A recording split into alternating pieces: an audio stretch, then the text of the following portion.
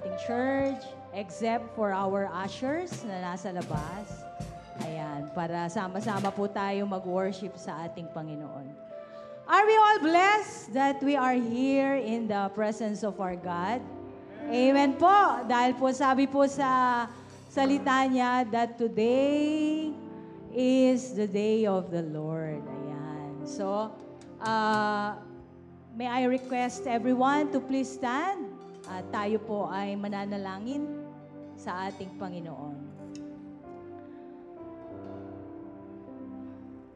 Lord, thank you po for this time that you have given to us, for the opportunity that we could worship you this morning. Lord, we invite your presence into this place. Fill us with your Holy Spirit, O God. Let our worship be pleasing to you, O Lord. Transform us through this time of worship, Jesus. In the mighty name of Jesus we pray. Amen and amen. In Psalm 16 says, I have set the Lord always before me. Because He is at my right hand, I will not be shaken. So ito po ang ating pong awitin. Ang title po nito ay Be By Your Side. So this song is beautifully captures this truth that God is always with us. Kaya hindi tayo dapat mag-alala na yung pinaglilingkuran natin ay walang kwenta, no, yung ating ginagawa sa Panginoon. Dahil sabi po niya, lagi po nating kasama ang Panginoon kung ano man yung ating dinaranas, ayan, ngayong umagang ito.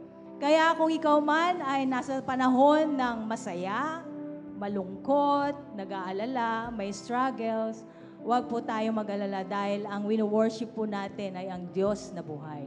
Kaya ngayong umagang ito, inayahan ko po kayong lahat na sumama sa ating awitin para sa Panginoon. Amen? Amen! Let us sing praises to Jesus. Hallelujah! Amen, Lord! Let this song be our prayer tonight. Amen.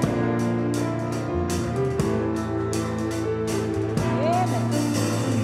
Oh dear God, we ask for your favor. Come and sweep through this place.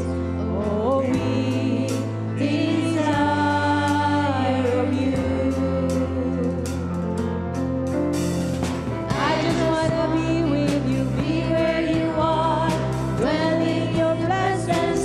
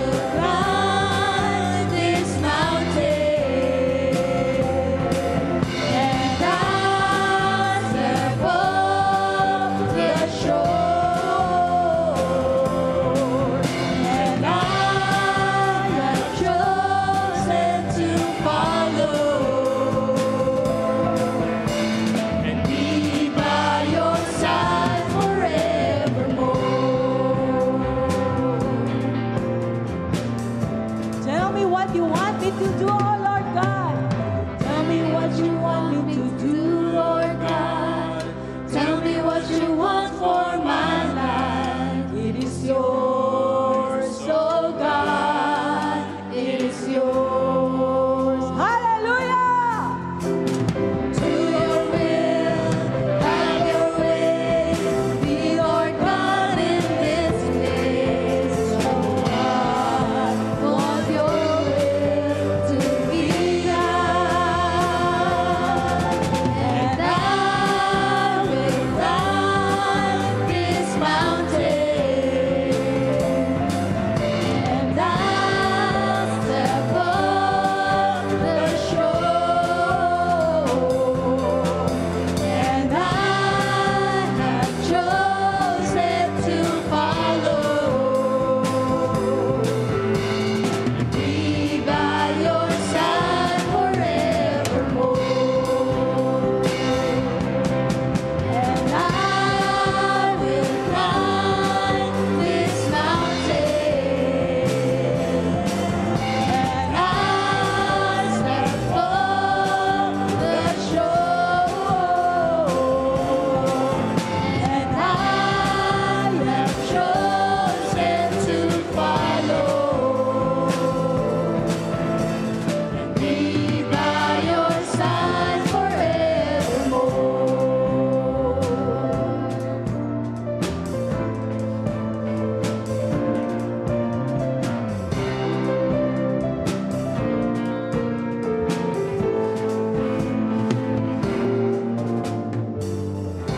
Amen. Hallelujah. Ayan. So, yan po yung ating panalangin. Minsan, na ano po yung ating paglilingkod sa Panginoon, no? Dahil nga, yung may nararanasan tayo, kaya nahahadlangan. Pero God has been faithful through every season of our lives. No? Pag sinabing every season, kahit na ano yung nararanasan natin, no? Walang exempted po doon. Lahat tayo po nakakaranas nun. But, sabi nga po niya, lagi nating kasama ang Panginoon. Kaya itong ating susunod na awitin, it's a great reminder that our lives belong to Him. Yan. So, awitin po natin ito na mayroong pagsamba sa Panginoon at declaring that we will follow Him whatever He leads. Amen and amen. Panalangin po natin yan at yan po ay magaganap lang through the grace and mercy of God. Ayan. Hallelujah. Yes, Jesus, we worship you this morning. Oh God, hallelujah, Jesus.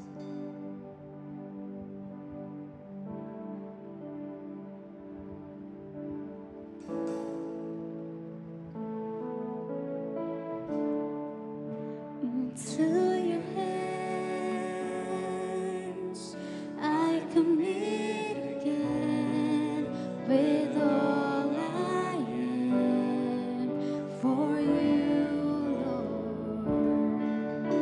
You hold my words Yes, Jesus, in the Lord, we palm worship of your your name. Oh, hand. hallelujah. And I am yours forever. Oh, Jesus, we believe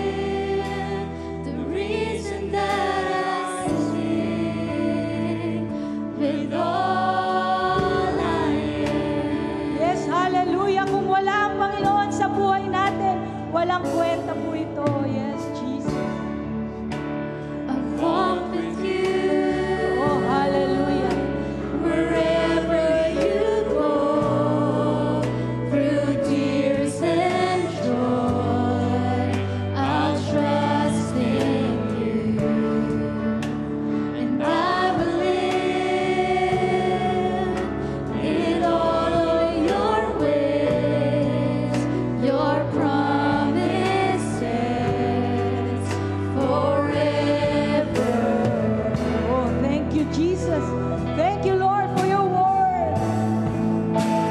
Jesus, I believe in you. Jesus, I belong to you. You're the reason that I live, the reason that I sing. Jesus, I believe. Oh, hallelujah. Jesus, I belong. Meron ka bang pinapanalangin ngayong umagang ito? Manampalataya ka sa ating Panginoon.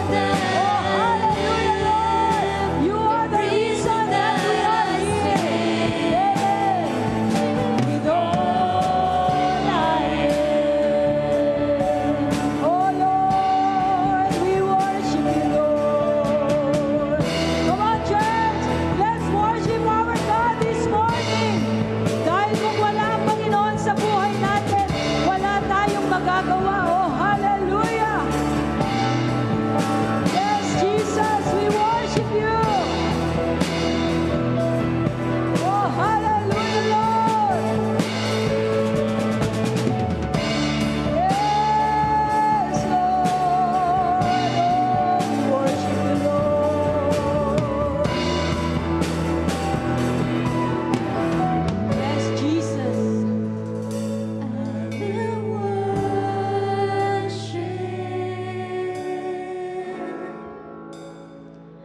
I will worship you. Oh, hallelujah, Lord. We worship your name this morning. Yung nagising ka ngayong umagang ito, malaking pasasalamat yun sa Panginoon. Oh, hallelujah. Kung sa tingin mo wala kang ipapasalamat, napakadami. Yes, Jesus. Oh, we worship you this morning. Hallelujah.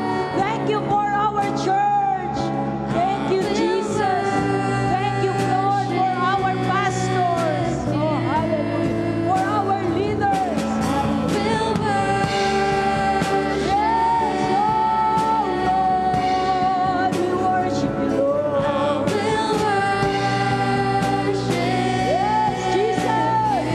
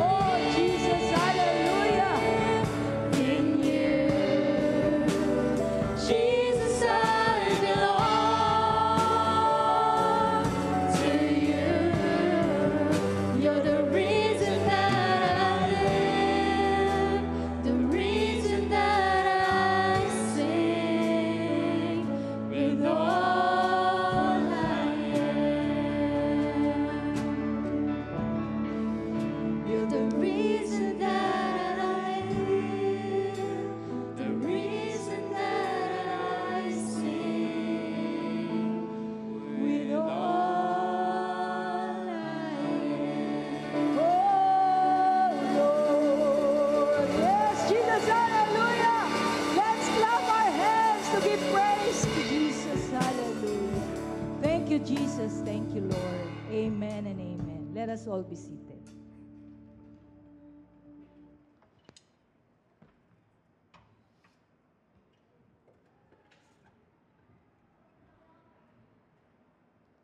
Praise be to God.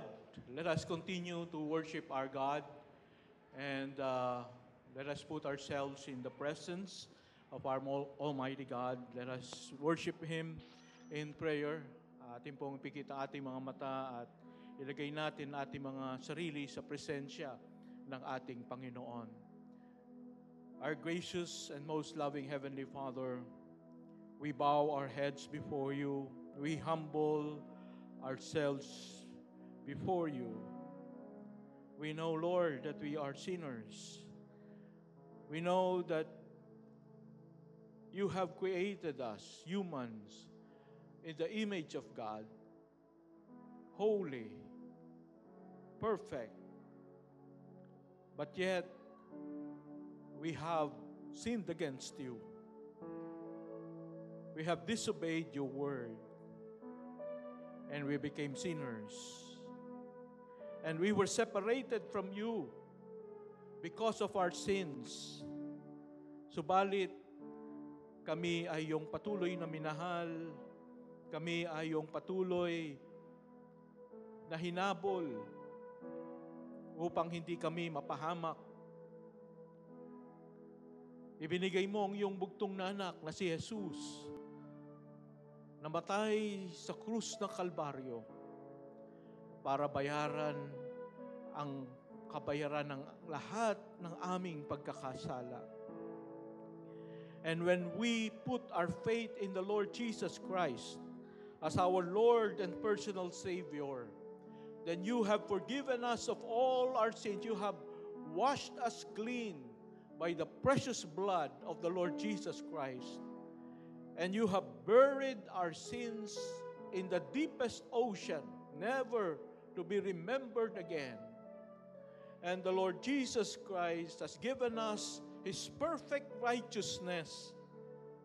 Ang Kanyang kabanalan, ang Kanyang katuwiran ay inilagay sa amin upang kami maging katanggap-tanggap sa iyong harapan. But then, O Lord, it is our responsibility as Christians to obey you.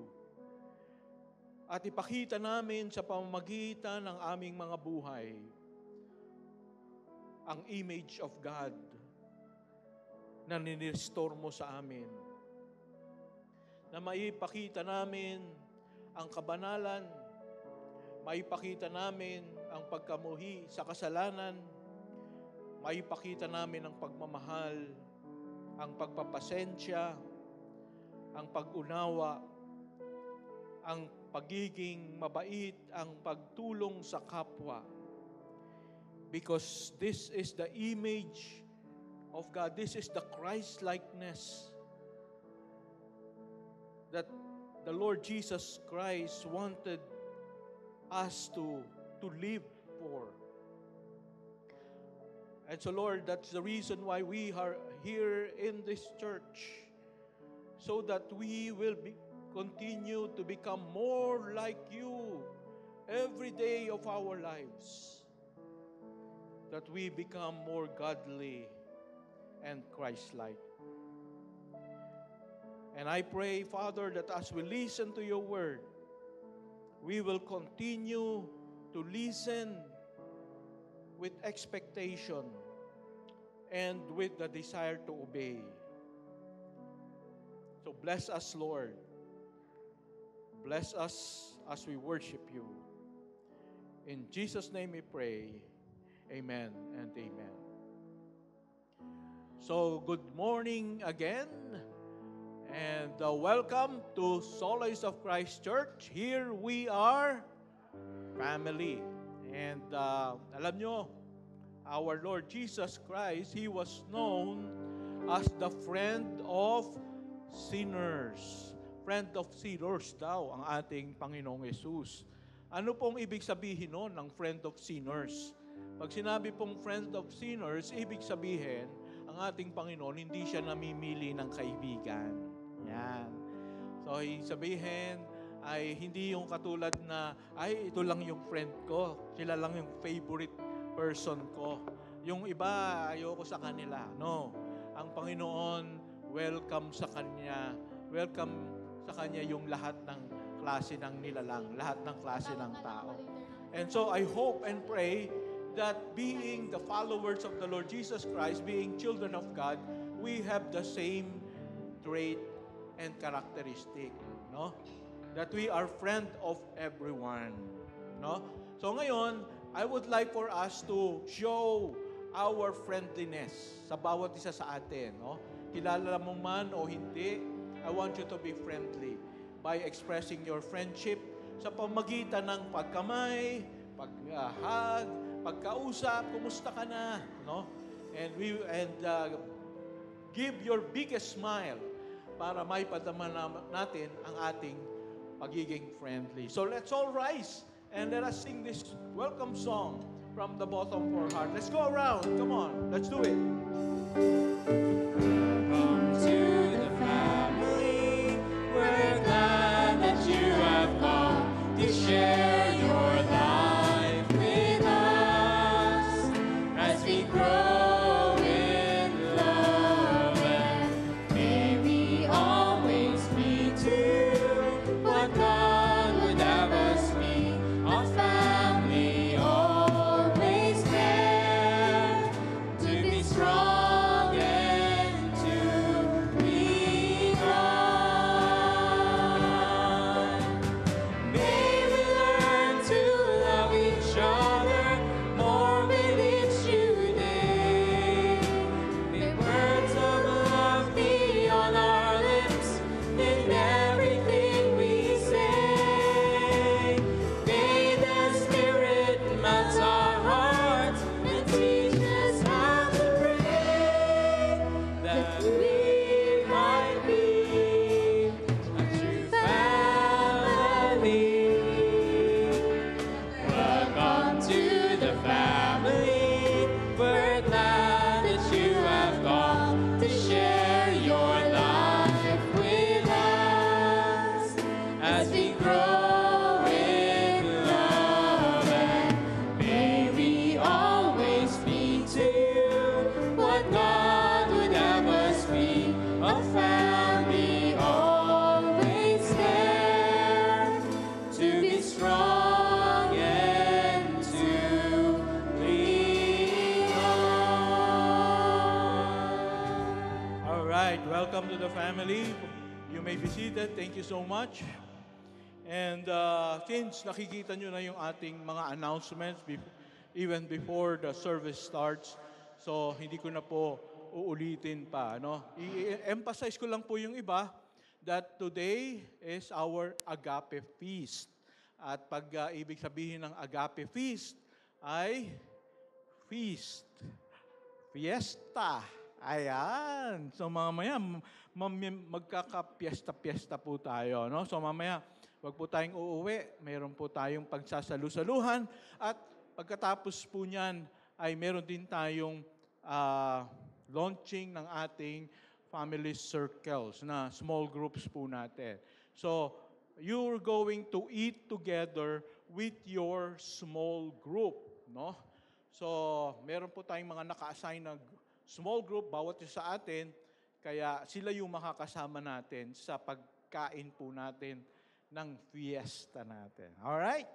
So, yun lang po muna ang aking i-announce this morning.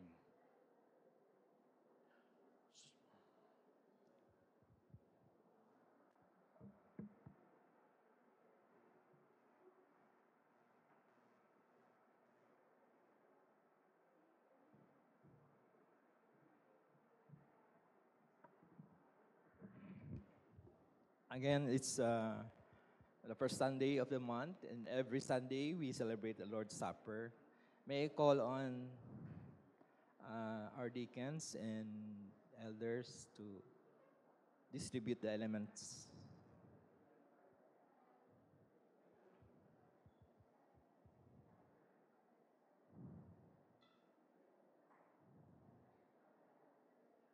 Okay, as they go on distributing, in your seats,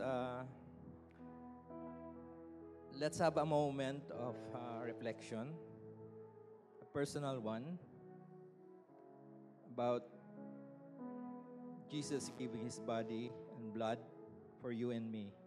And he calls us to approach this table with reverence, humility, and sincerity. Please take that moment of prayer.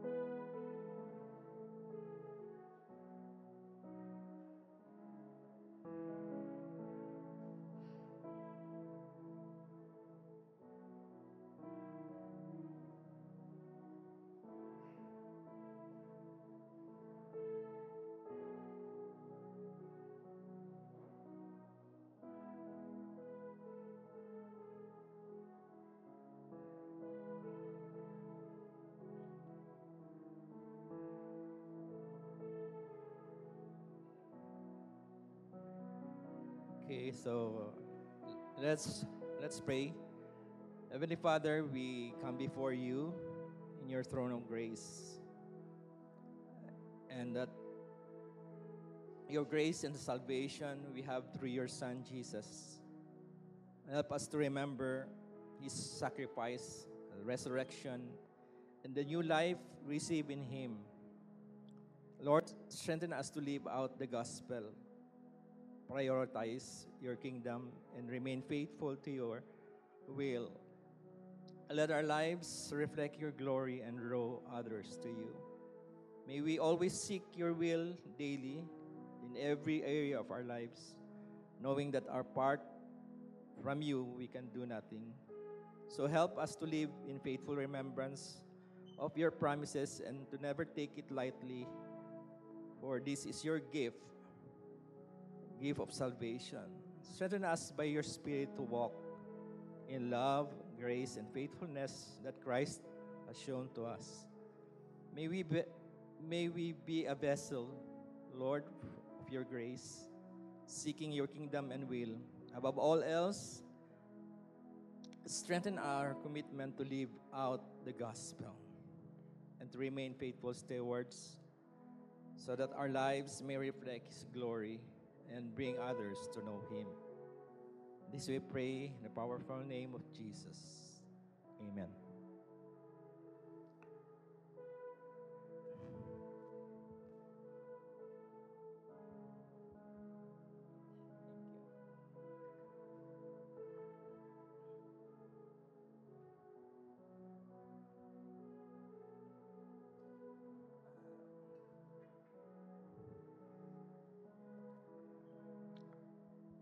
As the Apostle Paul reminds us in 1 Corinthians 11:23-26, the Lord Jesus, on the night he was betrayed, took bread, and when he had given thanks, he broke it and said, "This is my body, which is for you.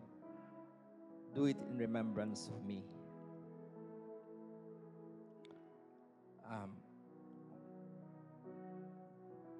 Please,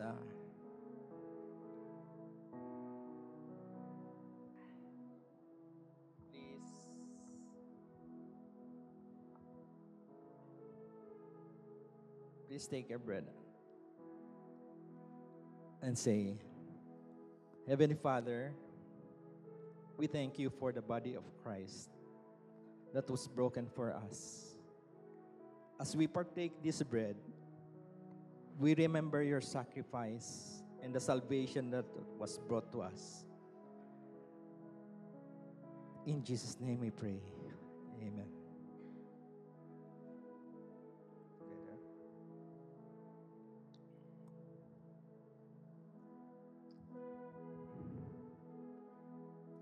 So, with the cup that symbolizes the blood of Christ, please follow me in prayer. Lord, We thank you for the blood of Christ that was shed for us for forgiveness of our sins. As we drink this cup, we remember his sacrifice in the new covenant of grace we have through his blood. In Jesus' name we pray. Amen. Please.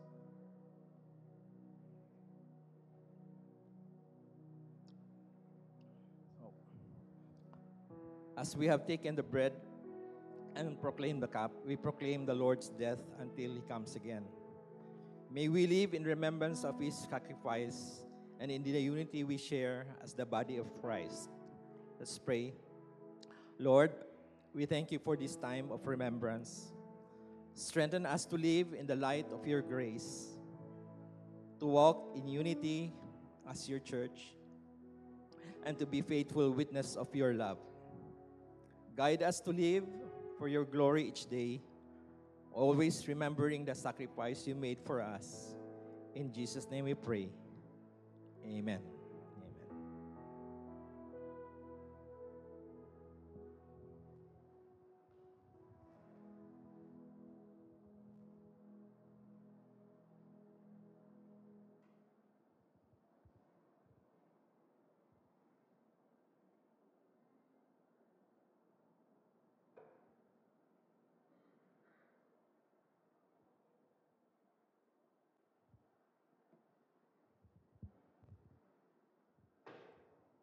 Let us honor the Lord with his tithes and our offering and bring glory to his name.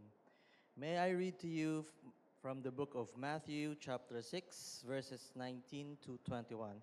It says, "Do not lay up yourselves treasure on earth, where moth and rust destroy, and where thieves break in and steal. But lay up yourselves treasure in heaven, where neither moth nor rust destroys, and where thieves do not break in and steal. For where your treasure is, there your heart will also be also." When we set our hearts through giving, it aligns us with God. Where we invest our treasure, our hearts follow. In that in mind, when we give to God and his kingdom, we are drawn closer to him and grow in reverence. If we place our treasure in heaven, that is where our hearts will be drawn. Also, when we give, we priority God above all else. Let's come to the Lord in prayer. Heavenly Father, we offer ourselves to you today.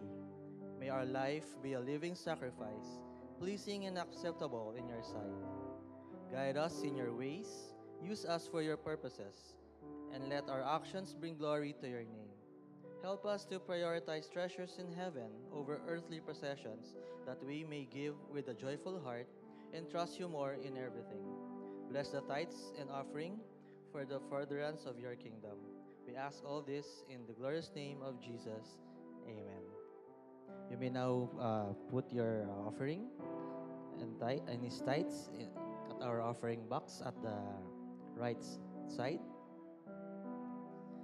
And also you can all drop your prayer request there or give it to Ate Left at the back. And flash on the screen are accounts where you can give if you wish to give online.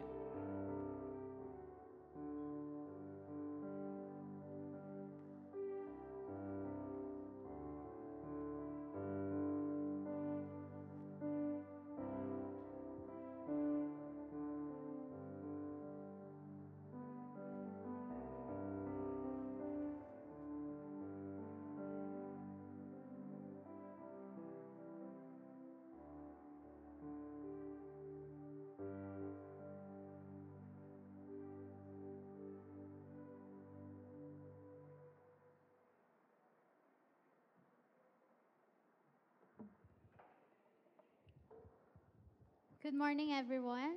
Our scripture passage for today is found in the book of 1 Peter chapter 3, verses 1 to 7.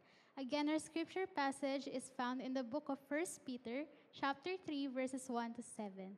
You may read in whatever Bible translation you may have. Please stand in the reverence to the reading of God's word. In the same way, you wives, be subject to your own husbands, so that even if any of them are disobedient to the word, they may be won over without a word by the behavior of their wives, as they observe your pure and respectful behavior.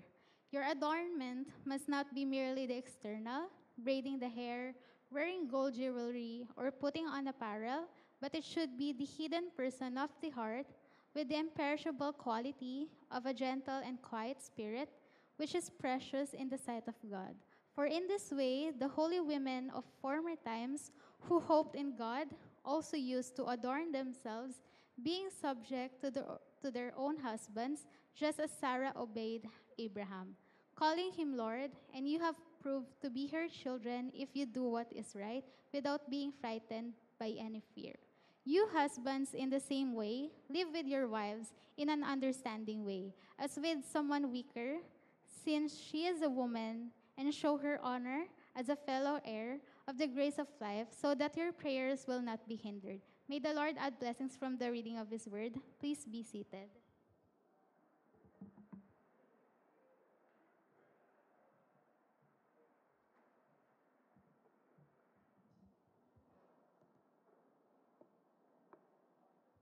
Okay, so balik po natin sa announcements. Merong mga importanteng announcements. DBBS will be having our first Daily Vacation Bible School this coming summer.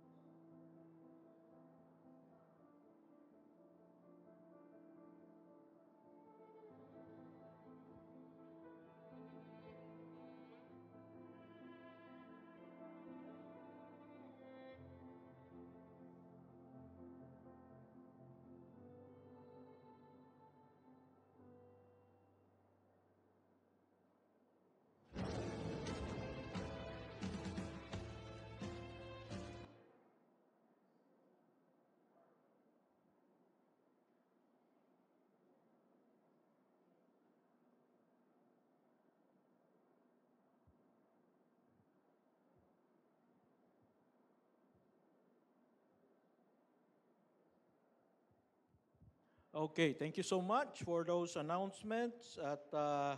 We're going to, again, study the Word of God. And we are now on our fifth sermon of our Unleashed Sermon series. Okay? And so again, welcome to Solace of Christ Church. Here we are, family. And of course, as a church family, we want every family to be able to unleash their highest potential. So hindi lang yung individual unleashing of our highest potential, but even the potential of our families and marriages we want to unleash. And so our sermon for today is about family, specifically for husbands and wives.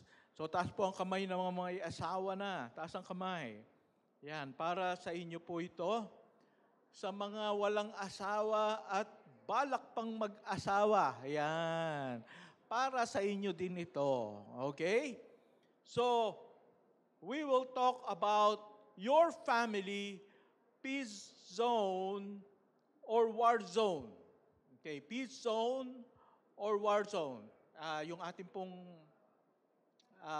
PowerPoint, please. Peace zone or war zone. There's always different families, iba't ibang environment, no, atmosphere. Pero ang inyong pamilya ba? Can you consider your family as a peace zone. Yan. Parang sa sobrang peaceful, makakatulog ka. Or, hindi ka makakatulog kasi sobra namang war zone. Maraming explosions, ano? May mga bala na humahaging-haging sa iyo, no? So, ano kaya ang ating klase ng pamilya natin, no? So, I would like to show to you these memes, okay, about husband and wife. Okay. First is, okay, 2 golden rules for happy marriage. Gusto ba natin magkaroon ng masayang pamilya? Yan, ito daw, 2 lang naman ang susundin natin, no? Kung gusto natin masayang pamilya. Sabi dito, number 1 rule, the wife is always right. Okay, I want every husband, okay? Basahin natin ang number 1. Ready? Begin. The wife is always right. Tama ba yun, mga babae? Amen. Pa-amen naman. Ano? Okay. Number 2. Ito, mahalaga din itong number 2. Ready? Begin. When you feel she is wrong, slap yourself and read rule number 1 again. Ayan. So pag sa tingin mo, teka, mali siya dun eh. Ano daw gagawin? Sampalin mo yung sarili mo at alalahanin mo, nga pala, may rule number 1. The wife is always right. Okay. Alright, so memes po ito. Ibig sabihin ng memes, ano? Joke. Okay. Meron din parang meme para sa mga husbands naman. Akala nyo puro wife lang. Ano? Mga husband naman. What is a husband? A husband is someone who, after taking the trash or garbage out, gives the impression he just cleaned the whole house. Ayan. Totoo ba to mga misis? Mukhang totoo din sa amin, ano? Nakakapagod naman na maglabas ng basura, no? Pero kala mo, ang dami ng ginawa, no? So, nakakatawa po, pero this is what happens in the family. All right? So, a man and a woman are very complicated creatures. Magkaiba po talaga, sabi nga nila, opposite talaga ang lalaki at ang babae. They are two different individuals, different upbringing, different personalities, different perspectives in life, different backgrounds, no?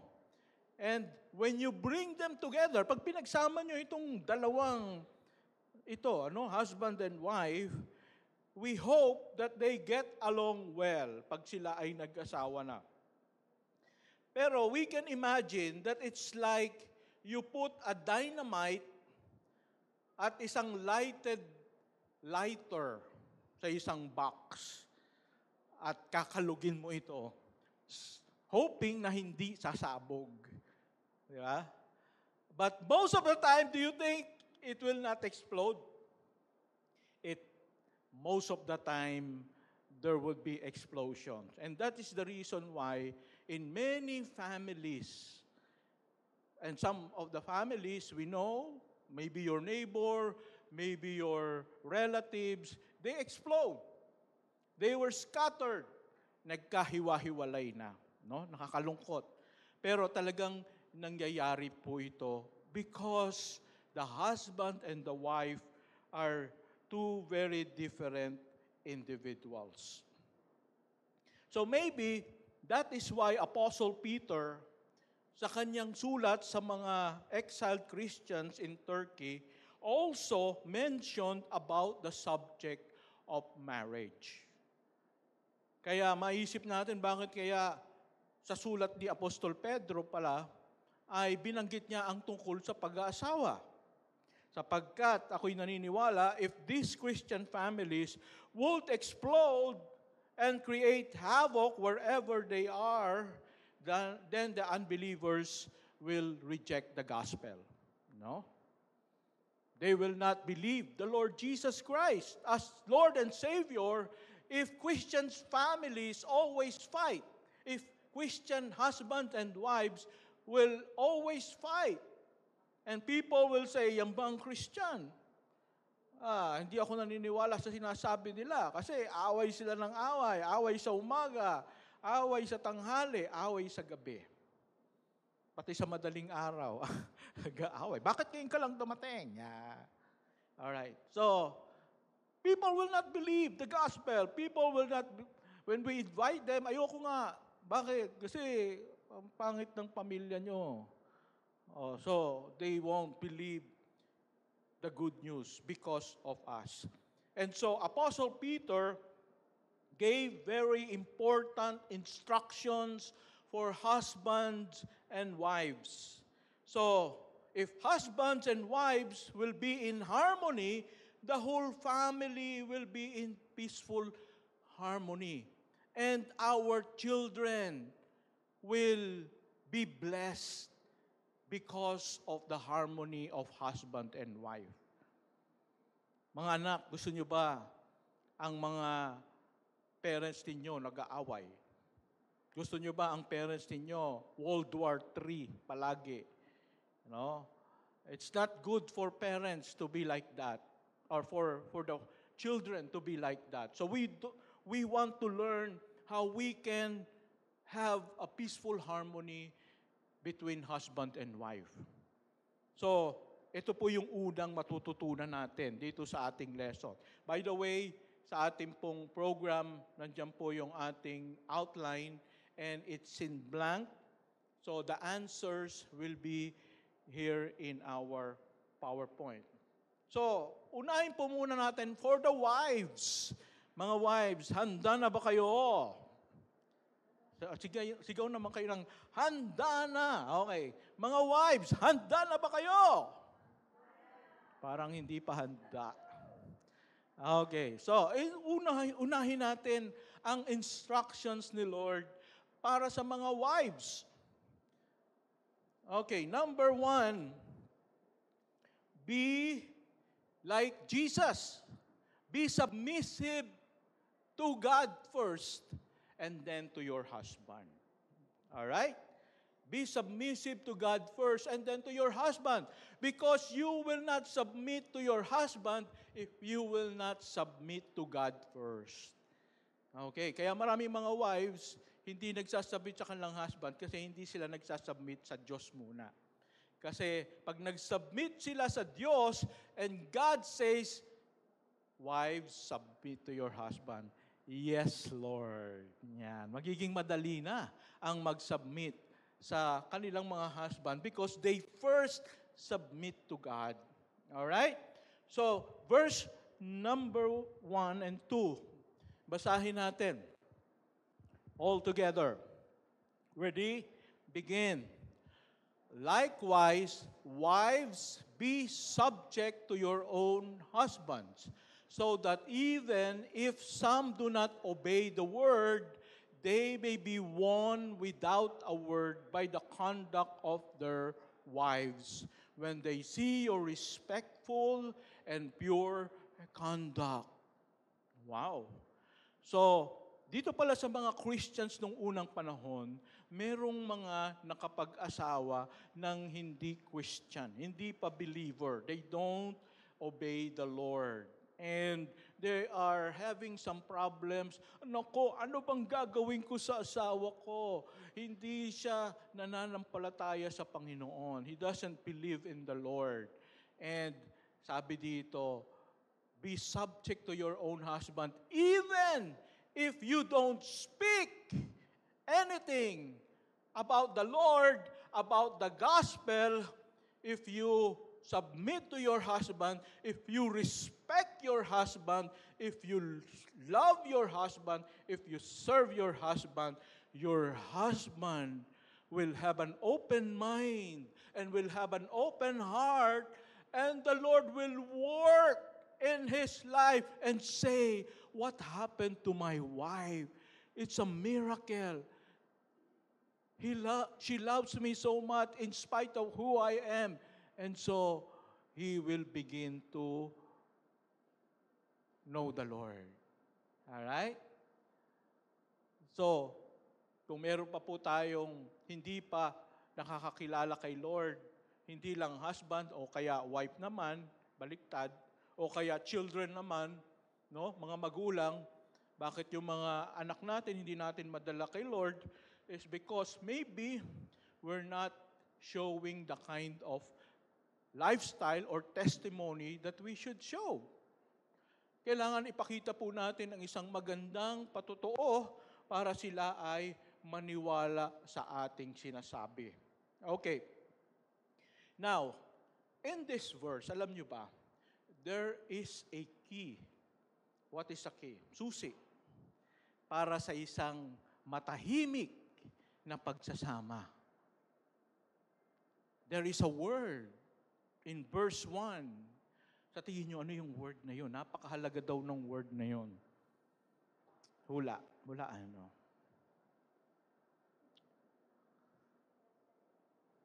May nakahula na ba? May 1 million. Hindi ko kaya magbigay ng 1 million. Okay.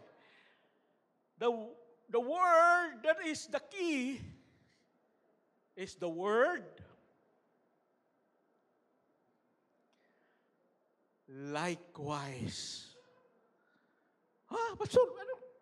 Parang layo naman, likewise. No? Ano bang ibig sabihin ng likewise? Yan.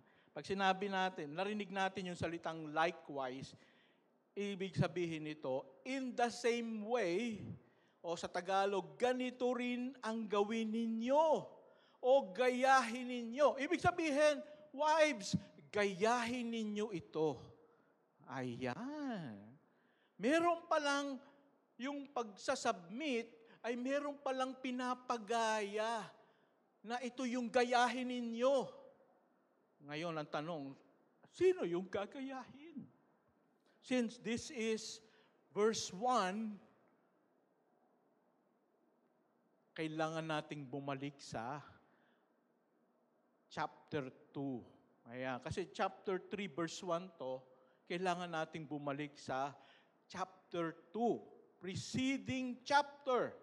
At makikita natin dito yung dapat palang gayahin ng wife.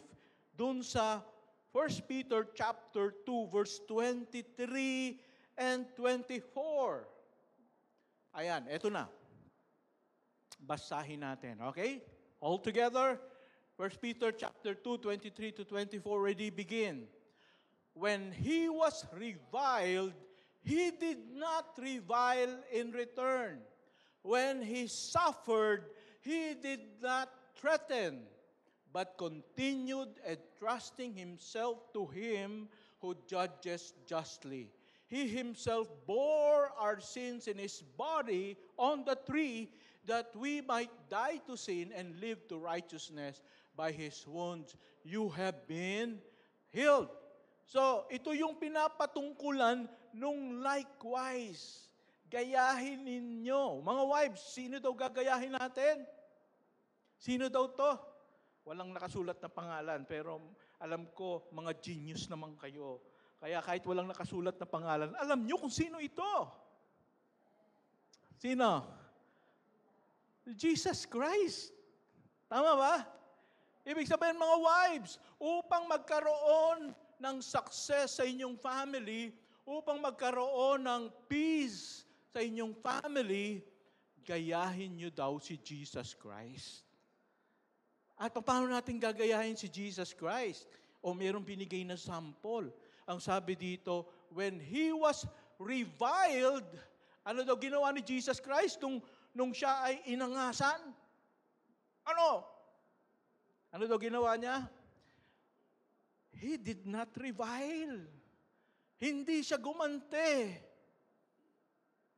Tahimik lang siya. Alright? So mga wife, kaya ba nating maging tahimik lang? Pag inangasan ka ng husband mo,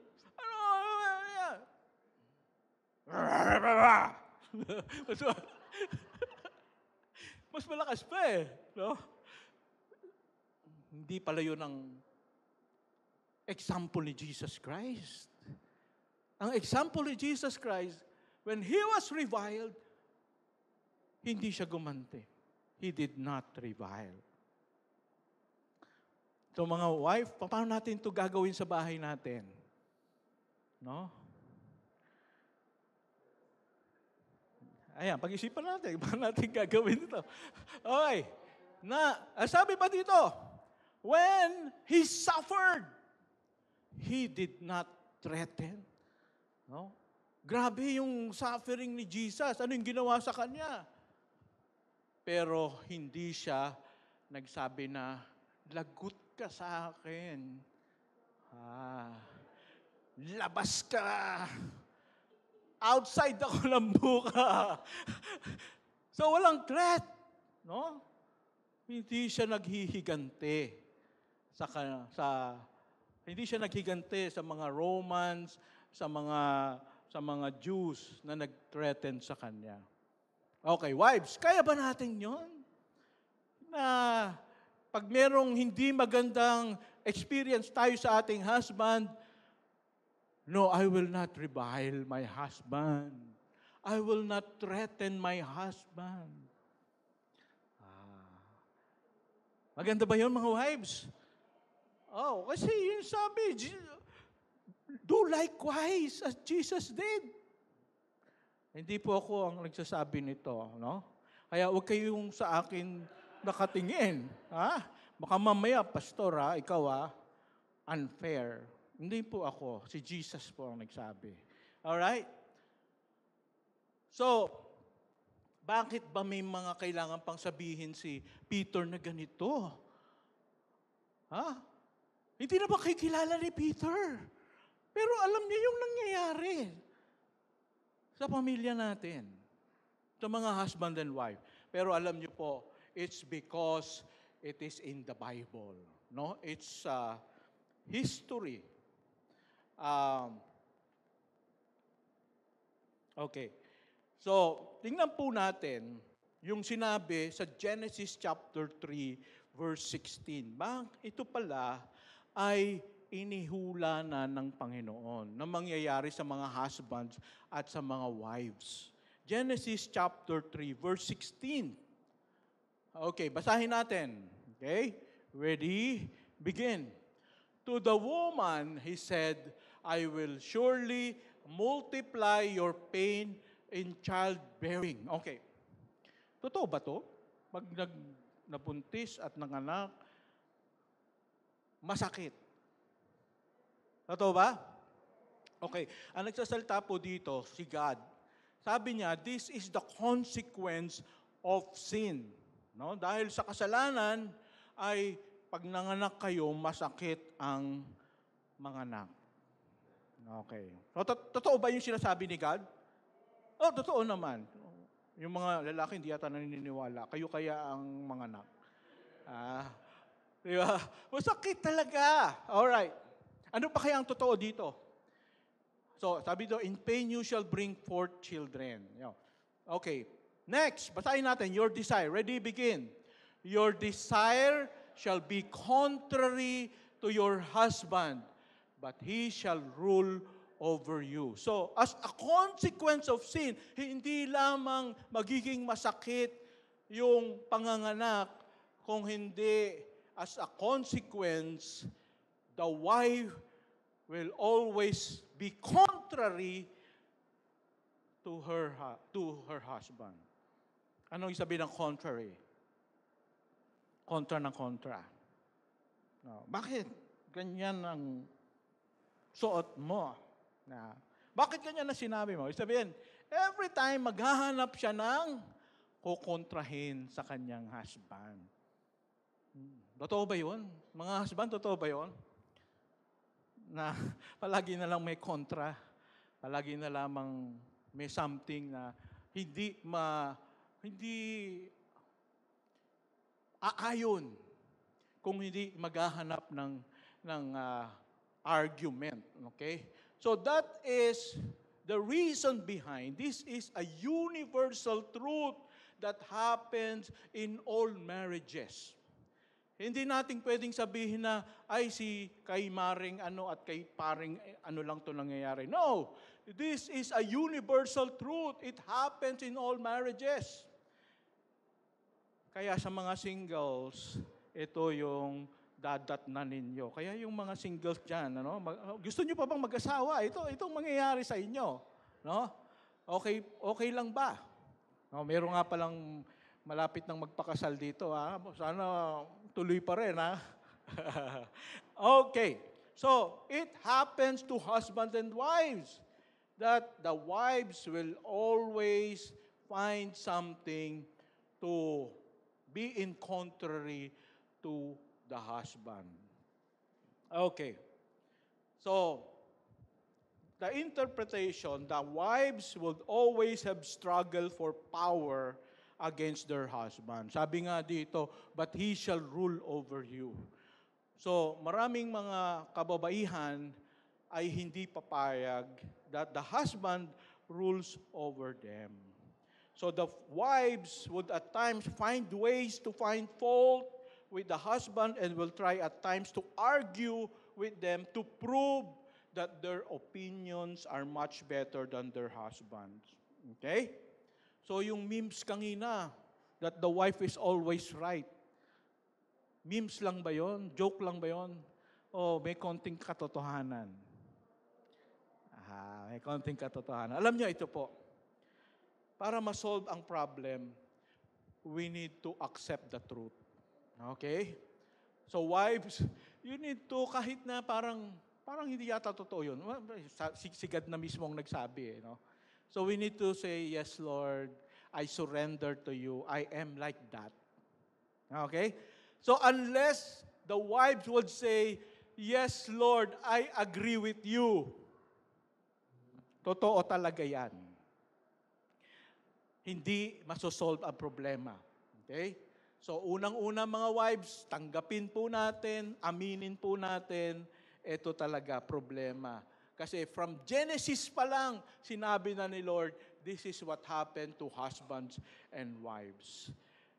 But, Pastor, how can I submit to my husband if he was always wrong and I'm always right?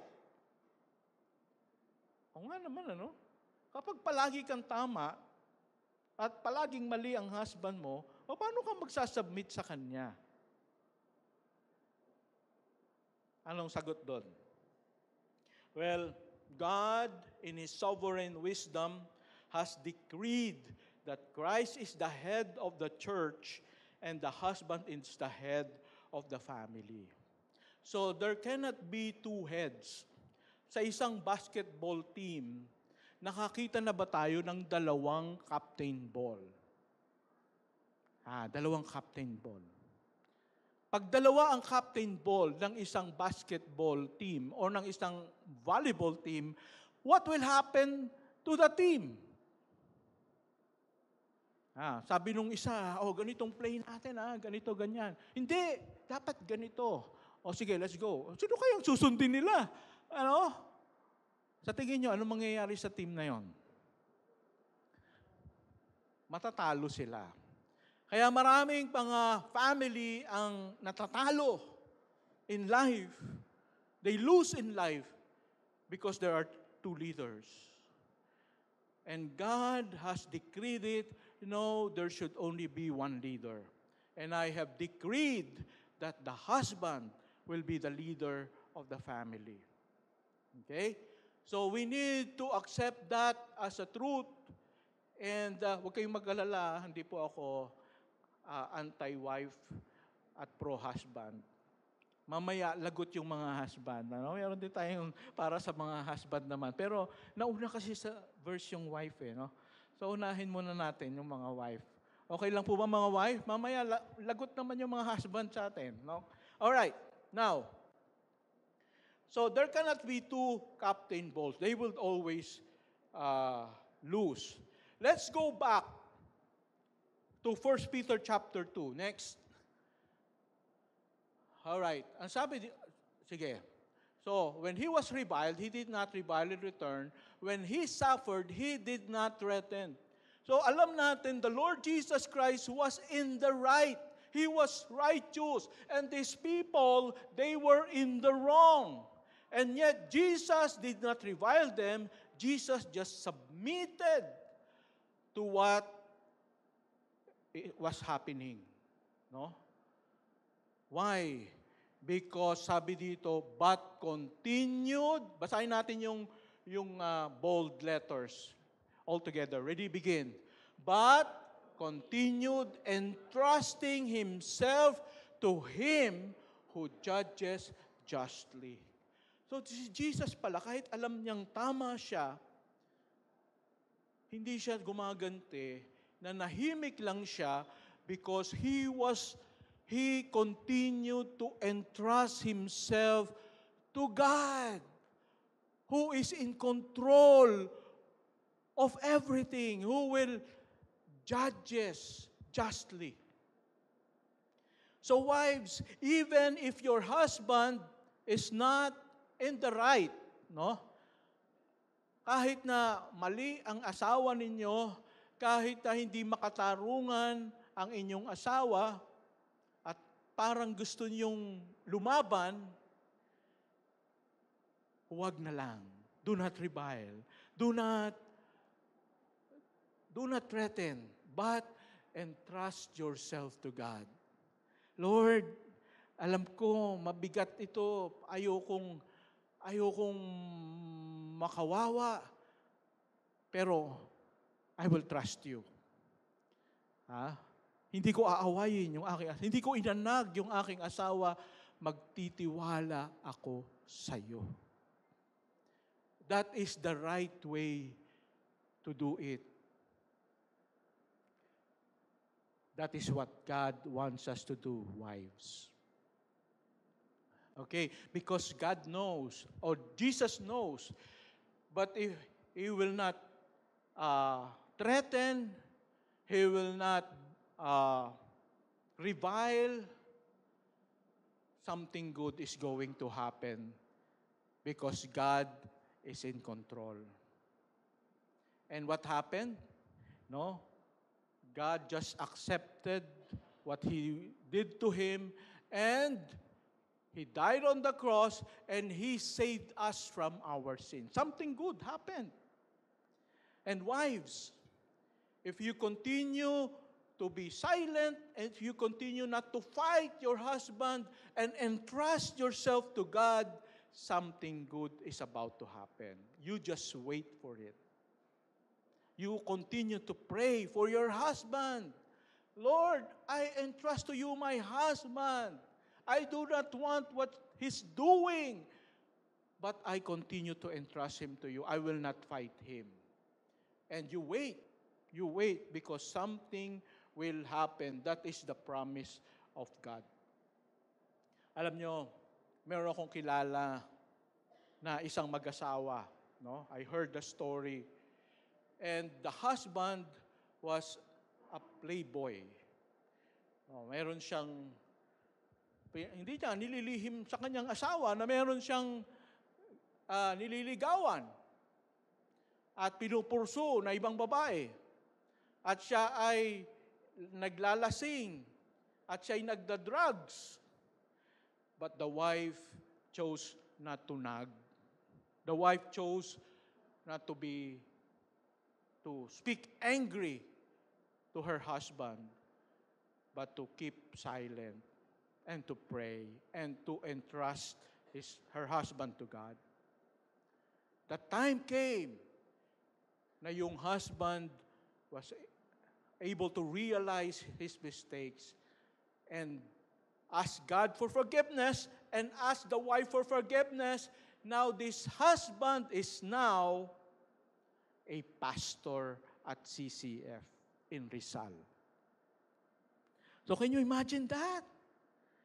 Kapag talagang kinumit natin sa Panginoon ang ating mga asawa na palaging mali at tayo palaging tama at hindi tayo maghihigante, hindi natin aawayin ang Panginoon ang kikilos at gagawa. Because when we obey, the Lord moves. Kaya nga sinabing likewise. Everybody say likewise. When you do what Jesus said, like what Jesus said, it is wise. Okay? It is always wise. But if you don't do what Jesus said, then it is, anong kabaliktaran ng wise? Foolish. Alright? So, foolish. Ngayon, people will say, hey, Pastor, kasi talagang mali yung husband ko. But look at this. Okay, next. Likewise, wives, be subject to your own husband, so that even if some do not obey the word, they may be won without a word by the conduct of their wives. Ibig sabihin, itong klase ng husband na ito, is he a perfect husband? What do you think? He's not. He's not even a believer in Christ. It says here, if some do not obey the word, they don't obey the word. They are ungodly. They are disobedient to God. That means, ang pangit ng kanilang ugali. And yet, God still wants the wives to be subject to that kind of husband and entrust themselves to God. Bahala na si Lord. Madali ba gawin ito? It's hard. But in every difficulty, in every problem, we just need to entrust ourselves to God. Okay, next. Next. All right. Basahin natin ang verse 6. Ready? Begin. As Sarah obeyed Abraham, calling him Lord, and you are her children, if you do good and do not fear anything that is frightening. Okay. One example that Peter has given us is Sarah. Who is the husband of Sarah? Abraham. And it says here, Sarah obeyed Abraham. Is Abraham a very good husband? What do you think? What do you think? Mabuting asawa ba si Abraham? Sabi, yes. Si Abraham, ang sabi niya, nung kasama niya si Sarah, sige, punta tayo sa Egypt. Okay? Pagpunta nila sa Egypt, si Sarah, sobrang ganda. Pang Miss Universe, ang beauty niya. So, na-realize ni Abraham, naku, pag pumunta kami ng Egypt at maraming nagkagusto sa aking asawa na si Sarah, papatayin ako para maagaw nila si Sarah. Ganun kabrutal yung mga tao noon. No? Aagawin na lang yung asawa nila. Gusto ko ito. Papatayin yung, alika na dito, alika na, akin ka na. Ganon sila. Ano? Inaagaw na lang basta nila. So, sabi ni Abraham, Sarah, ito usapan natin, ha? Mag-asawa tayo sa ating sarili. Ha? Pero pakilala mo sa kanila, kapatid kita. Yeah. Para hindi naman ako mamatay. Ano? Kawawa naman ako, mawawalan ka ng husband. Anong sabi ni Sarah? Yes, Lord. Ay sabihin ng Lord, hindi yung Diyos, hindi Master. I obey you. Wow, can you imagine that? If your husband would say, namamasyal kayo sa mega mall, sino yung kasama mo? Pinsan ko. Ano gagawin mo sa husband mo pag pinakilala kang pinsan ka niya? Sasapakin mo siguro, di ba? Yun ang ginawa ni Abraham. But then, sabi ni Sarah, yes, Master. Pero nagdurugo ang kanyang puso. At anong nangyari? No, meron nga kumuha kay Sarah. Pero anong ginawa ni Lord? No? Nagbigay siya ng curse doon sa bahay ng tao na umagaw sa kanya. Kaya binalik din niya si Sarah at nagbigay pa ng kayamanan kay Abraham. The Lord works. The Lord works if we obey. So, wives, if we obey, the Lord works. All right. Next. Naku, ang haba ng ating ano. Alam nyo, kaya nagpuputol tayo ng mga part ng ano kasi ang ganda sana ng mga pinag-aaralan natin. Kaya lang kailangan nating putulin, no?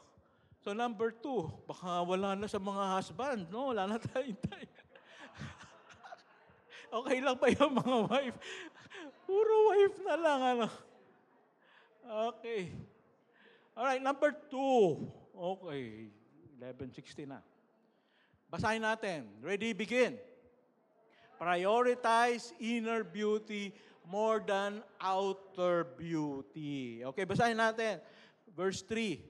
Do not let your adorning be external, the braiding of the hair and the putting on of gold jewelry or the clothing you wear, but let your adorning be the hidden person of the heart with the imperishable beauty of a gentle and quiet spirit, which is in God's sight is very precious.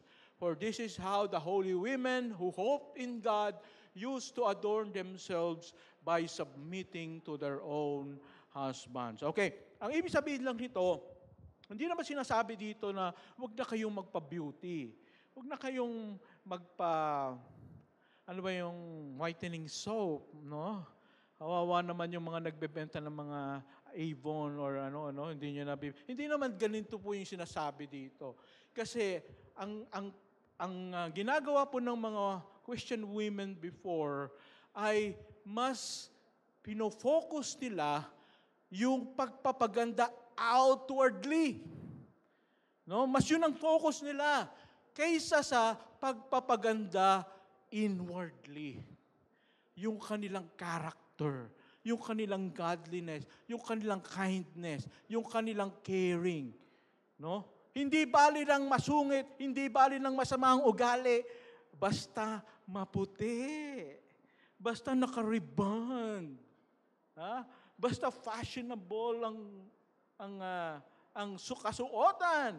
No? Basta bago ang bag. Every week, bago ang bag. Pero maraming kaaway. Yan. So maraming mga ganon. Kaya sinasabi ni Peter, hey, stop doing that. You need to focus on your inner beauty. No? I want us to, sabi dito, no? Imperishable beauty of a gentle and quiet spirit. Wow. Yun pala yung tunay na beauty. Gentle and quiet spirit. Mga wives, kapag yung mga nakakakilala ba sa inyo, naku, yung si Ate Vance, naku, gentle and quiet spirit yan. Masasabi kaya nila yon sa'yo? O, naku, ano yan? So, kailangan po pala ganito yung i-aspire natin, no? Gentle and quiet spirit. Husband, I want to ask you a question. Kung ikaw ay papipiliin, yung asawa mo ay kasing ganda ng Miss Universe, pero ang ugali ay parang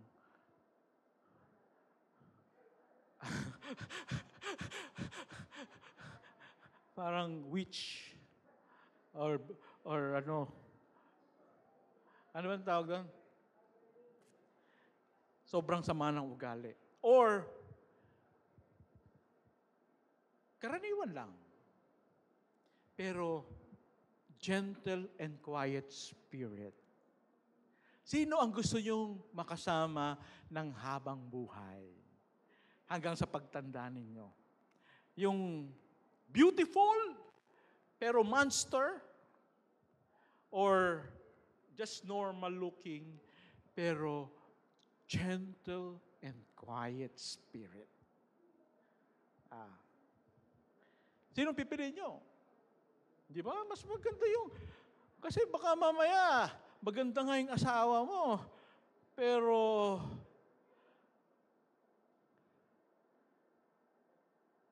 tinarakan ka na pala natutulog ka, bigla kang sinaksak. Ano? Hindi ka tatagal. O kaya bigla kang atakihin sa puso sa sobrang inis. All right? And God has made this choice.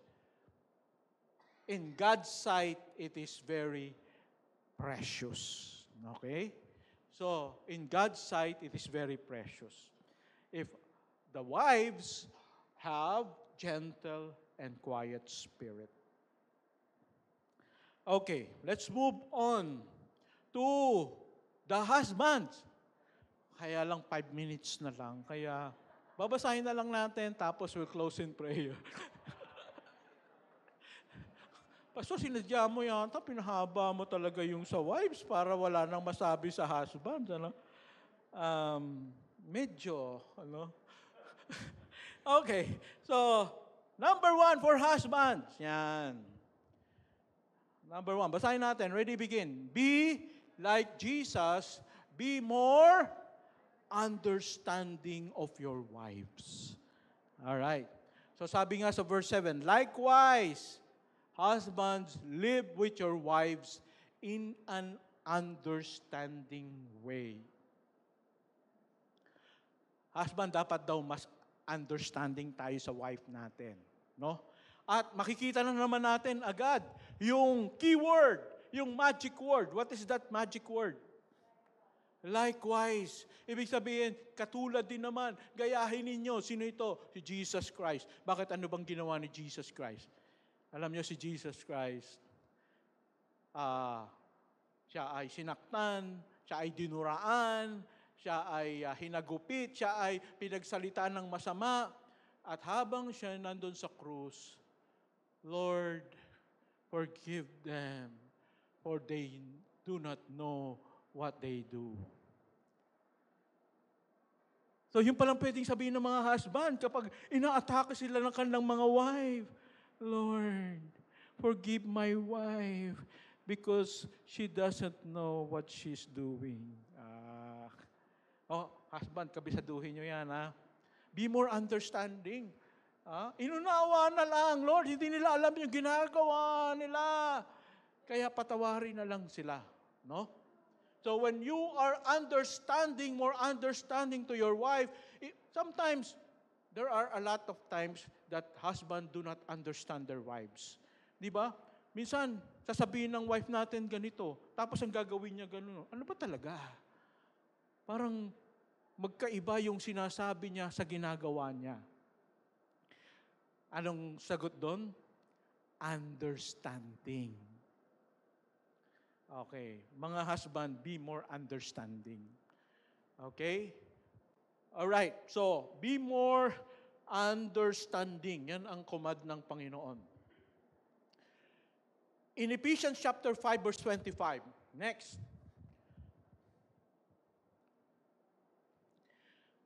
Okay, basahin natin mga husband. Basahin natin ito. Ready, begin. Husbands, love your wives as Christ loved the church and gave Himself up for her. Alam nyo, kung paano tayo magiging understanding like Christ, we must love our wives not as husband love their wives. No, that is not the command. Hindi po inuutusan ni Lord ang mga husband na mahalin ang kanilang asawa katulad ng pagmamahal ng isang lalaki sa isang babae. Hindi po ganon.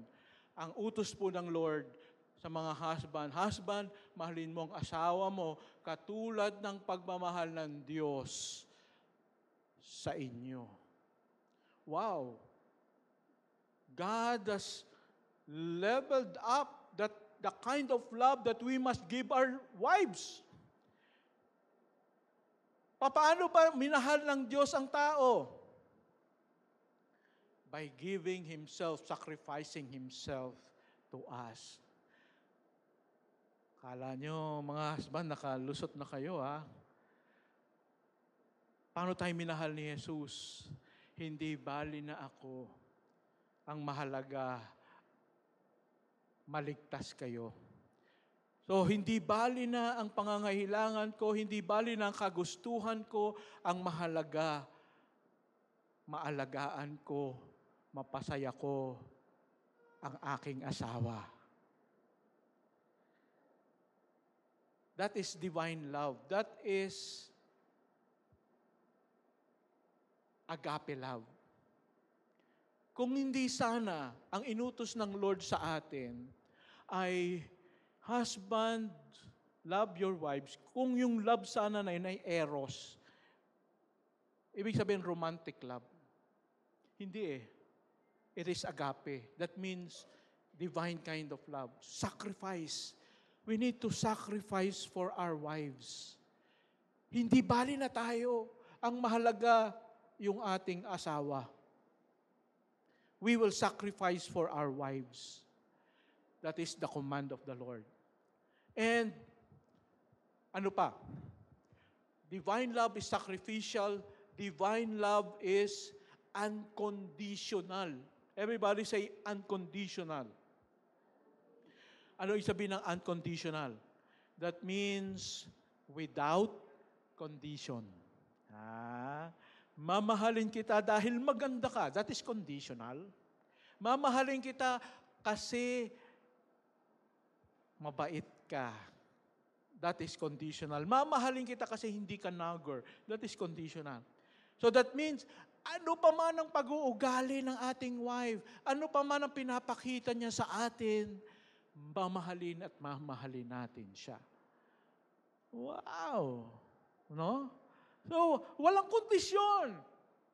Kahit hindi ka maligo ng 1 buwan, kahit hindi ka mag-toothbrush, wala naman sigurong wife na gumagawa ng ganon, no? Pero, that means, yeah, as you are, I love you as you are. Kahit hindi ka magpaganda, I love you as you are. That should be the kind of love that we show to our wives. And another is servanthood, no? Divine love is servanthood. Jesus washed the feet of the disciples. Mga asawang lalaki, how do we serve our wives? By washing dishes, no? By helping in the washing of clothes. Na hindi lamang yung asawa natin na nagtatrabaho sa bahay. Kasi sasabihin natin, nakapagtrabaho na ako sa opisina, magpapahinga na ako sa bahay. No, kahit na yung wife mo nasa bahay lang, servanthood. You still serve. Kahit pagod ka. That is the kind of husband that we should be. Alright? And then, another divine kind of love is always forgiving. Okay? Palaging nagpapatawad kahit na siya ang mali. Kahit na ikaw ang mali, no? Ikaw yung hihingi ng kapatawaran. Minsan ganyan talaga, no? I'm sorry, pero siya yung mali. No? So parang always forgiving and willing to forgive. Okay, and second, honor and cherish your wives as a fragile gift from God. Yan. So sabi dito, showing honor to the woman as the weaker vessel. Everybody say weaker vessel. Ano daw ang mga wives? Weaker, mas fragile, no? And it's like a porcelain, no? How do you handle porcelain? Wasiwas na ganyan? No. Talagang, ako baka mabasag to, mahal-mahal nito. Aalagaan ko to. Yeah? So talagang pakaiingatan natin. You know how God created woman? Ito po yung nangyari. God created Adam first, no? So, God told Adam, I want you to name all the animals in the garden. Hindi pa niya kinikreate si Eve. So that's what Adam did. Ano? So pinangalanan niya yung lion, yung zebra, yung monkey, pero meron siyang na-realize. Teka, bakit yung zebra merong male zebra, merong female zebra? Yung lion, merong lioness. Oh, yung elephant, merong female elephant, merong male elephant. At mukhang masaya sila. Teka. Bakit sila may partner? Ako wala. And that made Adam think. And that made Adam sad. I don't have a partner. And he realized that I don't have a partner. And he cried himself to sleep. Oh, wala akong partner. Malungkot ang buhay ko.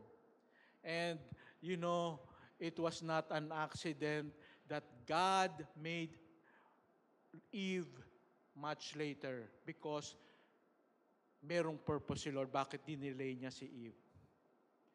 And when Adam was asleep, he took the rib and made Eve and then presented Eve to Adam. And Adam was so happy that God made him Eve. Anong purpose nun? Ang gusto ni God, that Adam would appreciate his wife more kaysa sa nung likhain sila ng sabay. Kasi na-realize ni Adam, malungkot ako, hindi ako kumpleto kung wala ang aking asawa. So mas iningatan ni Adam yung si Eve. Kaya nga nung sabi ni Eve, ay, ang sarap naman itong bunga na ito. Oh, Adam, kainin mo rin. Sabi ni Adam, siguro, teka, bawal yan. Ayaw ni Lord yan. Pero, pahamak na yung wife ko. Makasalanan na siya. Magkakahiwalay kami. Kapag hindi ko kinain yan, she will be driven out of the garden and I will be alone again. And so Adam ate of the fruit so that they can be together in sickness and in health, for poorer or for richer, until death do them part. Kasi na-realize niya, hindi ako kompleto pag wala yung wife ko. So that's how we should honor and cherish our wives. Lastly, okay, let me end with this. Next slide, please. Everybody say the love bank. Okay. I want you to imagine that the husband has a love bank and the wife has her own love bank. Ngayon, pag nagpupunta tayo sa bangko, ano ang ginagawa ninyo? Nagpapalamig. Siyempre, nagdi-deposit. Baka mapagkamalang kang hold-upper doon. Ginagawa mo dito, bakit nagpapalamig lang po? Okay, nagdi-deposit. No? So, ganoon din naman, ang bawat husband and wife merong love bank. Kailangan deposituhan mo. Paano tayo magdideposito sa love bank ng ating spouse? Every time we do something that they like, that they love, and they feel special, we are depositing. Yan. Halimbawa, mga husband, paano tayo magdideposit sa love bank ng wife natin? Pag uwi sa bahay, sweetheart, matulog ka na lang dyan. Ako na ang magluluto at ako na ang maghuhugas ng plato. Grabe, nakakapag-deposit sa love bank. No? Wife, paano naman kayo magdi-deposit sa sa love bank ng inyong asawa. O, pag kinalabit kayo ni Mister, tapos, gumanyan. Tapos, ang ginawa mo, sandali lang, mag-shower lang ako. Wow, that's a big deposit. No?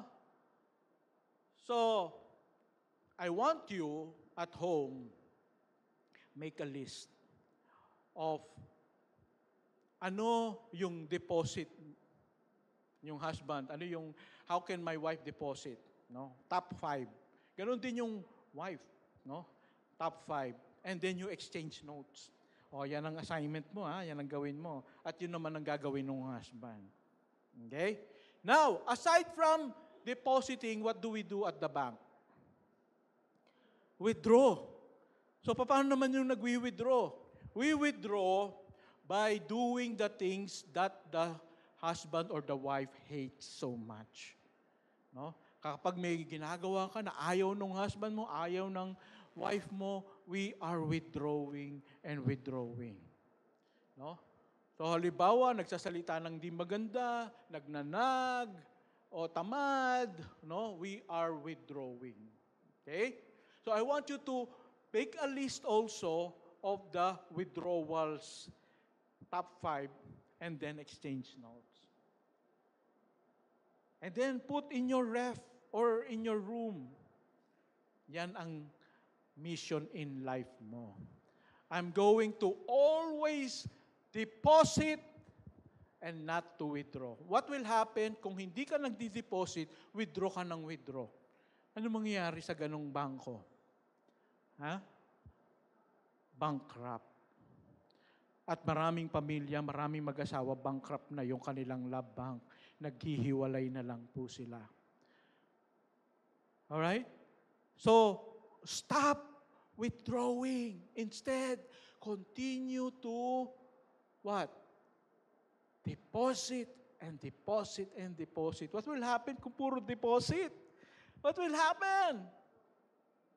Happy zone. Magiging napakasaya ng inyong pagsasama. Let's close in a word. Prayer. Thank you, Lord, for your word. I pray that you will enable us to really apply this and understand this. We praise you, we honor you. In Jesus' name we pray. Amen. So today, we're going to have the launching of our family circles. Okay? And we thank the Lord for Sister Aline, our deaconess. She's the family circle coordinator, yung ating family czar.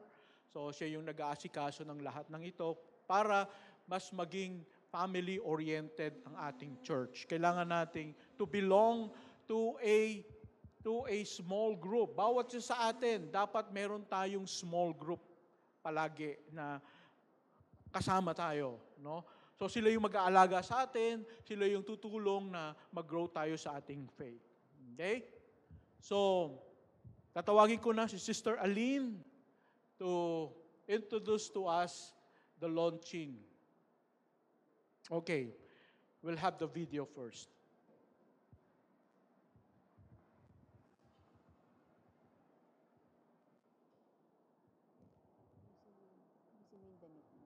Life is a matter of choice. We can choose to journey alone through life's roads, or we can be part of a family circle here at SEC. Today we launch the Family Circles 2025 edition, because here we are never alone. We are called to be our brother's keeper. And together we work for deeper roots, deeper friendships, and deeper love for each other. For here at SEC, we experience God's love. The family circle structure and strategy is a means for us to go together and be a church to one another. It is divided among the church leaders and classified into men's, young men's, ladies, young ladies, and couples. It is by being deeply rooted in God's Word and being there for one another could we be like Jesus and attract others to also follow Him. the Family Circles Ministry and the Growth Team now proudly present the existing family circles and the new ones that we are about to launch. We praise God for each FC leader and member who have dedicated their lives to be God's workmanship and obey His call to make disciples. To God be the glory. Enjoy your FC experience, SEC.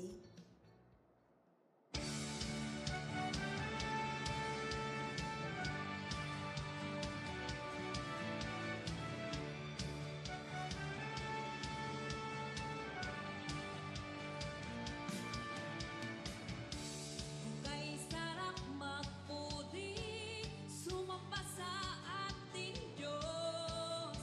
O kay sarap umawit, sumayaw sa ating Diyos. Sabay-sabay na itataas ang ating mga tinig. Sabay-sabay na sisigaw ng Hallelujah. Tayo na sama-sama na magkalay ng pagsamba. Tayo na sama-sama na umawit ng papuri sa nag-iisang Diyos, nag-iisang Diyos, Jesucristo.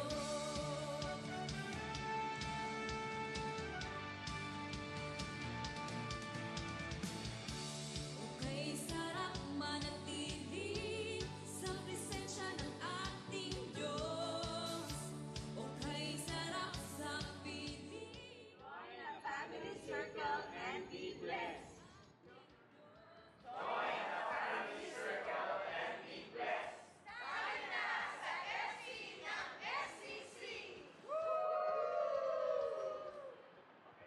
Praise God! Siya lang talaga ang may kapasidad na gumawa nun, ano. We are just ordinary people, giving Him time nga kung ano lang yung time na pwede. Pero praise God that there are 17 existing family circles or one-on-one mentoring relationships. And today, we will launch 7 family circles naman. At tatawagin ko ang ating mga church leaders na talaga namang grabe ang commitment kay Lord. And the picture, can you flash please the picture, yung structure po. Yung separate. The structure ng FC natin are like building blocks, no? Sa ating society, the family is the smallest unit of our society. At magma-make or break yon kung strong ang families natin. So like our church, ang family circles din yung building blocks natin. Tsaka ito yung foundation ng ating church. So praise God for our family circle leaders. And I will call them based on their attendance muna nung last Saturday na orientation. Pero merong hindi nakapunta, special siya sa atin. Unahin ko muna siya, baka makaligtaan ko, si Deacon Tess Suson. Ikaw muna, Siso. Tapos, Deacon Mark Anthony Malbas. Okay. Deaconess Lethelin, or we know her as Leth Vargas. Deaconess Iris Lark Deser. Deacon Kenneth or Ken Arthur B. Soson, Deaconess Glenda Ansale, Brother Leo, soon to be Elder Kizon, Elder Regino or Reggie Deser, Elder Jason Rosete, Elder Art or Arthur B. Soson, at wala ngayon sila Sister Mimi Miranda, Pastor Benji, and then Mia, kasi they have to be in another church. Okay. So we have also Elder Benedicto Bartolo, or we call him fondly Elder Dick. And of course, the beautiful wife of our pastor, Sister Lina Liam E. Pascual. Okay, and then Pastor F will give the certificates. I will just read the citation. Solace of Christ Church Certificate of Participation given to our church leaders in recognition of your commitment to participate in the 2025 Family Circle Leaders Orientation held on 22 February 2025 at Max's Scout Wazon, Quezon City. Your engagement and contributions to the training's theme, Empowering Leaders for Effective Ministry, have been greatly valued. We appreciate your service to the Lord through the Family Circles ministry and pray for your continued growth and success. Given this March 2, 2025 at the SEC Worship Sanctuary, Katipunan Stopover, Quezon City, signed by our head pastor, Reverend Ephraim Pascual, and the Grow Ministry Team Elder, Elder Dick Bartolo. And I would also like to ask one of the FC leaders na handling Come and See group, si Deacon Gideon Isidro. Let's give him a hand. Okay? And I would like Aztec team sana to take a picture. Pastor, can you please give muna the certificates po? Ito po.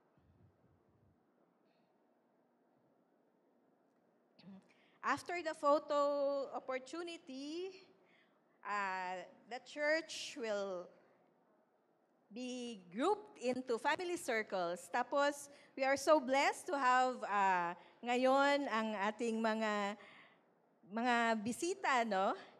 We have Shane and Adrian who are with us. Thank you for coming. Assign kayo sa group nila Elder Reggie and Sister Lark. And we also have friends from Escopa, no? Si Mark, si John Mark, si Marlene. Thank you for coming. You'll also be part of your own groups. At sino pa ba? Okay, lahat naman na tayo ay members or regular attendees. And then after this, kuha lang kayo ng tawag nito, yung food, naka-styrofoam na. Tapos, aside from the nakalagay sa styrofoam, meron pang mga pagkain na you can freely get also. Okay? So, picture muna kami.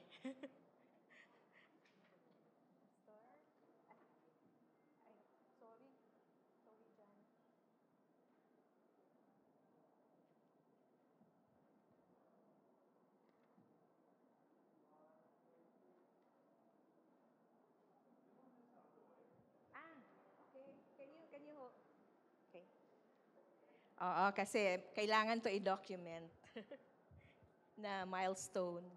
And, pwede ba akong mag-announce, Pastor? Ikaw na po. The new chairman of the board, ikaw na. Ako na po. Nautusan ako mag-announce sa congregation. The new chairman of the governing board, our Elder Art Soson.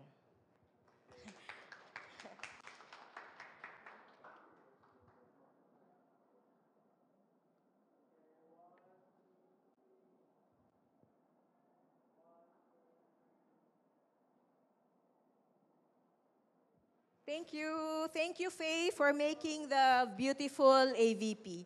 Si Faye Mangalindan is our artist. Thank you.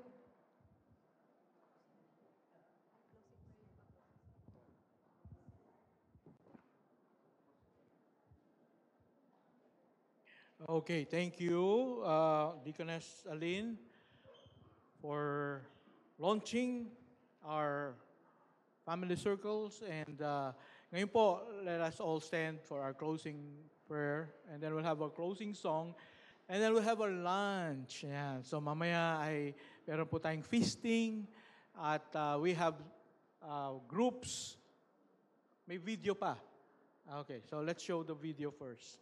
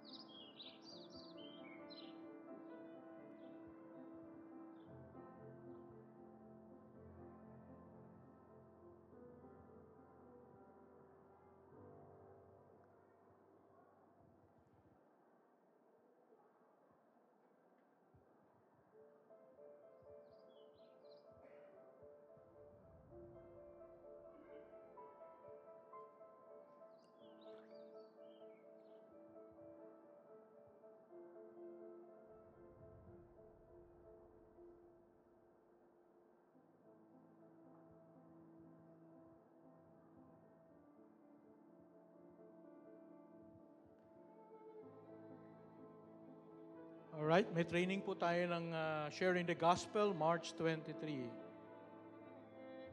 And then also training for our DBBS teachers. Okay, so I hope that we will make ourselves available for the training so that we will be together in serving the Lord. Okay? Again, let's close in a word of prayer. Let's pray. Our dear loving Heavenly Father, thank you, Lord, for this morning. Thank you, Lord, for everything that we have learned. Thank you, Lord, for the worship. Thank you for your presence. And I pray, Father, that as we gather together in having lunch together, I pray that you will develop our closeness as a family and that we will spur one another into spiritual growth. We praise you, Lord, and may the love of the Father, the grace of the Lord Jesus, and the fellowship of the Holy Spirit be with you all. Amen and amen.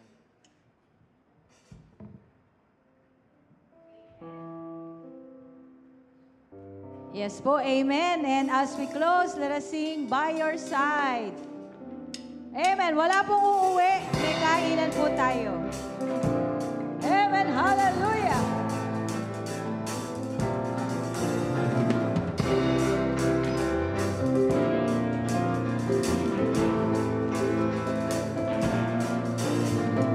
Tell me what you want me to do, Lord God.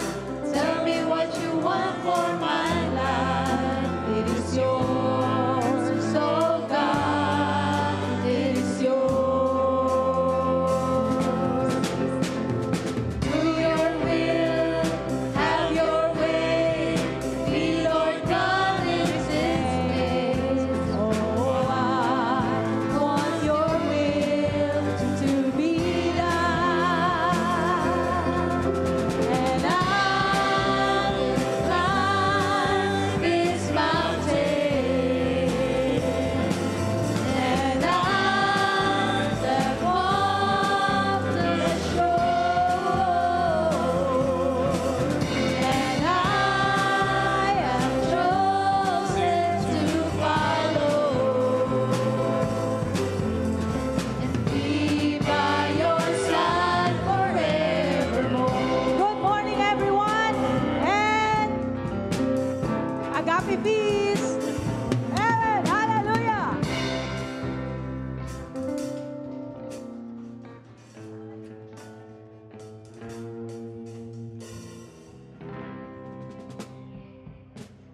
Alright, so yung mga leaders ng ating family circles, please get your members and find a place where you can eat together.